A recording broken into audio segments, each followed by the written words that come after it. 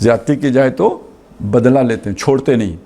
لیکن یہ بدلہ لینے سے اب ایک بات سمجھیے, ایک بدلہ ہوتا ہے ریئیکشن میں آ کے لینا, ایک بدلہ ہوتا ہے بدلہ لینا ہے لیکن منصوبہ بندی کے ساتھ لینا.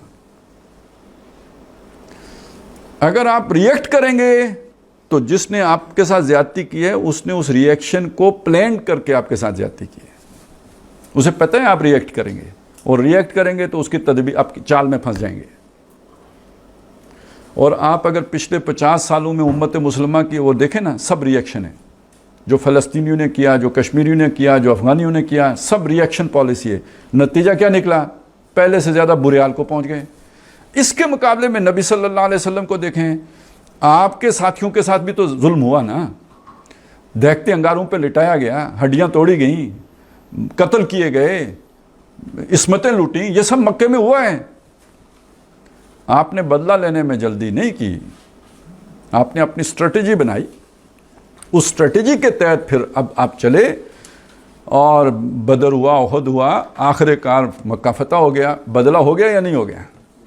لیکن ان کی چال میں آئے نہیں, بلکہ ان کی چال ان کے اوپر الٹی. اگر وہ جب ظلم کر رہے تھے فوراً ریئیکٹ کرتے تو یہ کمزور تھے, سارے مارے جاتے. آپ نے نہیں ریئیکٹ کیا. اچھا, الٹی کیسے؟ کہ لوگ جو ہے نا بجائے آپ کے ساتھیوں سے نفرت کرنے کے, انہیں مظلوم سمجھ کے ان سے ہمدردی پیدا ہوتی چلی عوام الناس میں, جسے ہم سائلنٹ میجورٹی کہتے ہیں. یہ جو آپس میں ٹکرا رہے ہوتے ہیں نا, ایک تو وہ نظام باطل کے پرستار اور دوسرا جو نظام بدلنے والے, ان کے درمیان کانفلکٹ ہوتا ہے. ایک عظیم اکثریت تو سائلنٹ ہوتی ہے نا, اور وہ میجورٹی میں ہوتی ہے, وہ حالات کو دیکھ رہی ہوتی ہے. اگر آپ بدلہ لینے پہ آ جائیں تو اس کا نتیجہ یہ نکلتا ہے کہ ان کے نزدیک دونوں برابر ہو جاتے ہیں, بلکہ آپ کو فسادی قرار دینا بہت آسان ہو جاتا ہے, جیسے ابھی 9 مئی کو ہوا. لیکن اگر آپ اپنی اسٹریٹجی میں اس طرح کی چیز شامل کر لیں, عدم تشدد جیسے حضور صلی اللہ علیہ وسلم کے مکے کی پالیسی تھی, نتیجہ کیا نکلا؟ وہ عوام جو تھی وہ یہ سمجھنے لگی کہ ظالم ہمارے یہ سردار ہیں اور نبی صلی اللہ علیہ وسلم کے ساتھی مظلوم ہیں. اور اس کا فرق کب پڑتا ہے؟ جب آپ عام کانفلکٹ میں آئے. بدر میں 1000 کا لشکر کیوں شکست کھا گیا؟ وہ اندر سے اکثریت تو وہ تھی جو اندر سے مفتو تھی. تلواریں تو انہوں نے چلانی تھی نا, سرداروں نے تو نہیں چلانی تھی. سردار تو بھاگو دوڑو مارو, انہوں نے تو نعرے لگانے تھے.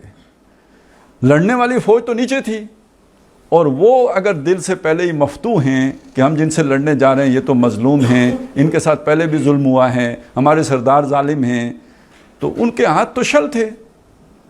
یہ ایک نفسیاتی وجہ تھی کہ وہ دل سے لڑ ہی نہیں سکتے تھے.